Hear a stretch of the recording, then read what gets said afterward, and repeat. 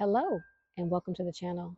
In today's quick video, I am in the garden. It's about ready to rain. I am feeling raindrops. So I'm going to do a quick video for today and I want to show you what's growing right there. Come in the garden with me and let me show you.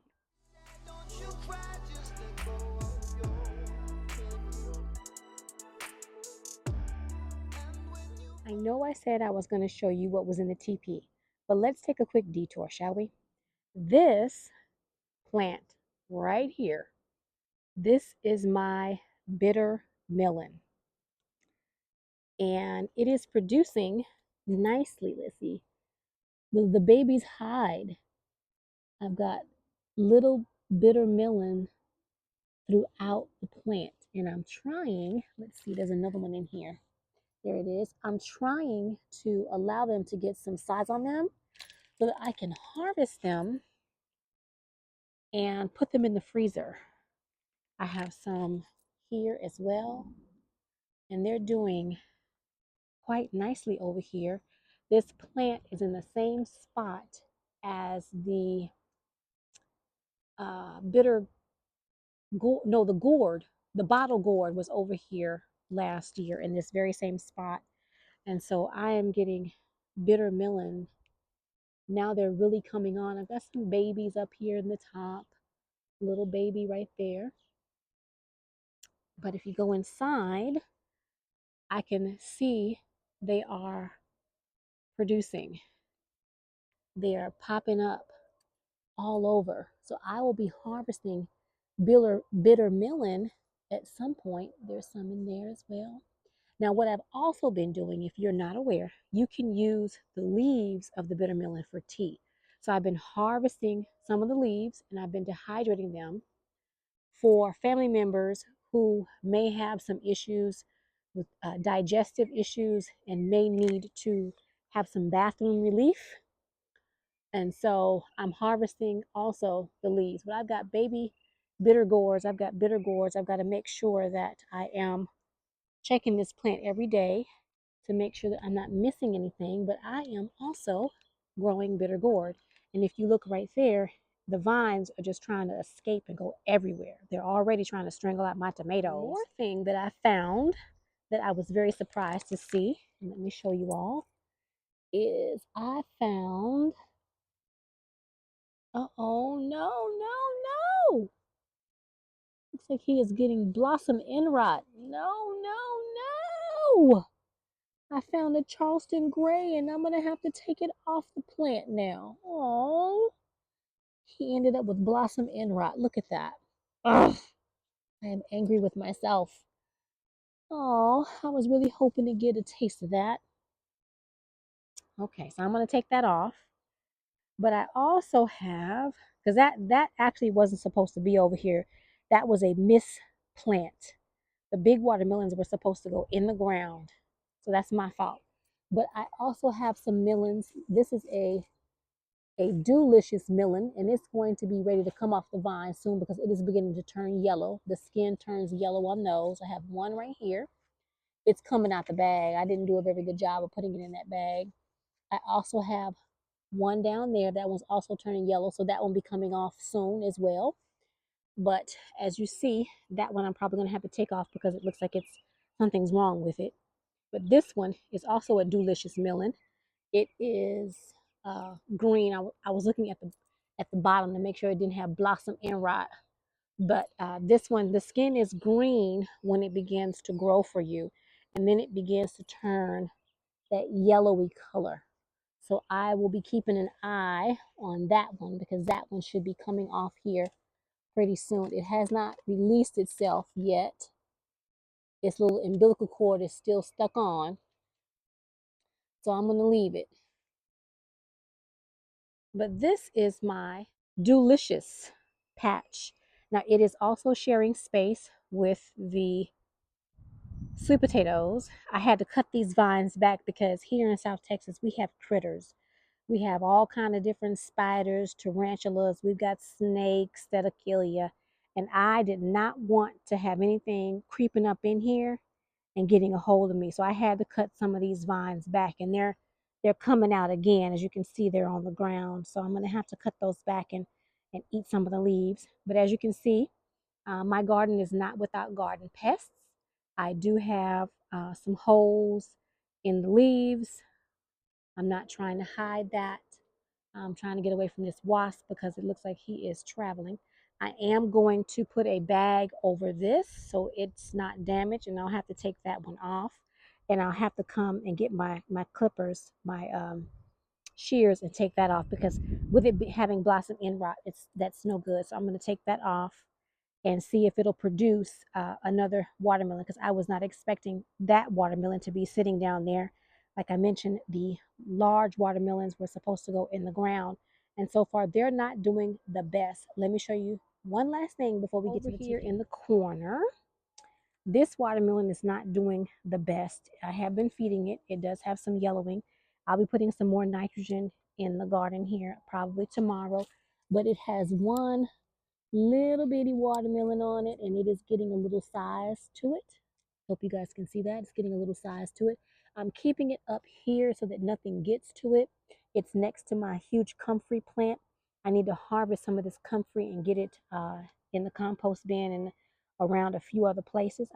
As a matter of fact, I did put a comfrey leaf right there. I'll probably put some more comfrey leaves in here and see if that'll help it out. But that's my large watermelon. So now let's go to the TP. This is my TP greenhouse structure. And if you see right here, let me move. This is one of the poles right there. Now, I have a video from earlier this year, I think it was the springtime, where the wind had taken this and thrown it over there. As you can see, the wind has been high again today. I'm just now getting home, and I've got plants that are down. I've got chairs that are down. I've got all types of things that are leaning. So before the rain really comes and pours down, I wanted to get in the garden and just do a little bit of harvesting for dinner. And I wanted to take you guys along and give you a quick view of what's growing here. Now, this TP has actually three different things growing on it. It has two different types of squash, and it has watermelon. Now, I did put, let's see, what type of watermelon. This is the tag for the two squash. It is an Asian long squash. It actually says long pumpkin and an Asian round squash. So I'm going to show you what that looks like. But I'm also going to show you in here somewhere there is a tag for the watermelon. Here we go. I'm not going to break anything. I'm just trying to see if I can see what it is. And it looks like it says the Bini Kodima. I think that's how you say that. Or a bush sugar baby watermelon. The early silver line Korean melon did not come up, but I do have a bush type watermelon in here, and it looks like a lot of mess, but I do have watermelon. What I've been doing is I've been taking little bags that I've saved from my mandarin oranges, my cuties, my tangerines. I've saved those bags. I've been covering up my little watermelon. And you'll see that there are watermelon here and here. And there's some in the inside. Let's go in the inside here. This is the inside structure. Now, it's getting pretty bad in here. The wind broke the teepee. So as you can see, this is the last year I'm going to have it in the garden because I've got some poles that are broken. And I think the squashes also helped break it too. But the wind did break one of the poles. So I've got one watermelon here, one watermelon here. I have a watermelon all the way back in there. Let's see, I have one right there, and that's a pretty big one. Let's see, I got a baby one all the way over there. You can see that little orange. I've got a little baby one in there. If you can see that little orange back off in there. Let's see. I think that might be all the watermelons that I can come around here. I thought there was one. Oh, no. There's one right down in there. And I just found one as I was poking around. I need to put that's what they all look like. And so I need to put that inside of one of my little mesh bags. And I don't know if you can see, but there's a mesh bag right in there. I need to get that in a mesh bag. That way, nothing in the garden is eating it. But those are the watermelon, you all. Now, of course, you know what squash leaves look like. These are squash leaves. And this is being watered by the rain. It's being watered by me. And so it's looking a little worse for the wear. I have found, oh, I just made one go away. This plant has been attracting the leaf-footed bug. And so I have been collecting leaf-footing bugs and making them get out the garden. But let me show you one of the round squashes. Let's see. I know there's one. Oh, there we go. There's one right there. And I think this is a pumpkin. You see, pumpkins have little nodules right there on the top of their fruit. So if you can see that, that's how a pumpkin looks. But and the skin is getting tough, but that is one of them. And I just let it rest right here so that it wasn't putting a lot of stress on the vine. But I'm going to see how that's going to go. It was a really light green. It's just now turning dark green. And over here, I have it also sprawling out into or onto the ground because it starts right over there. And I found, let's see, I've got one right here, and this is also turning a darker green because it was a much lighter green. And you can see here, that is what a pumpkin looks like at the top. It's got that little node right there. And I found one in here as well. This one is a little younger. And let's see, it's been so hot. I've just been trying to give them some relief and covering them with whatever I have. And so I found some burlap in the garden from last year, or in the garage from last year. So I just brought it out. And there's another one right there. So I have at least 3 round ones. And I've already harvested the long squash. And let me show you what that looks like. Here, I had some squash on this particular yellowing vine. I don't know if something has gotten to this one particular vine right here, and it's beginning to yellow. So I have taken the 2, actually 3 squash. I've already cooked one. I'm going to cook another one for tonight's dinner. And then probably I'm going to save it and cook another one for a couple more nights down the road. But this vine looks like it is petering out and dying. So I'm just going to leave it. If it starts to look even worse than this, I'm going to cut it out and leave room for everything else. But this one vine is not looking very healthy. But this entire, and I haven't forgotten about the squash, I'm going to show y'all, but this entire teepee is covered in vines. And so once this dies back, I am going to see if I can Gorilla Glue those 2 posts and have it for one more year as a greenhouse. But if I cannot, I'm going to take it down and dispose of it and see if I can find something else to put here. I don't feel like I need another greenhouse because this will be the 3rd one. But it would be nice to have just one more structure like this. As you see, I'm using it as a trellis. Sorry about that. I'm losing my train of thought. I'm looking at the sky. The sky is really dark, so kind of hurry this up. I do apologize. But as you can see, it's just sprawling all the way over there. So I'm just letting it.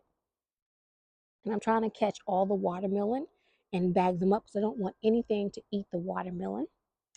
Now let me show you what the squash looks like. I just took these 2 off of the plant because they were on that vine that was yellowing, and and even though this says it's supposed to be a long squash, it also has that top like a pumpkin. And I've already eaten one and it was really good, so I'm going to eat this one. Oh, spider. Sorry about that, y'all.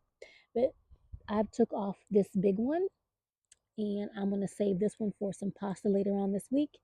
And I'm just going to make a small little dish with this one. And that is what I took off of the TP this evening. So I hope you guys like this short little video.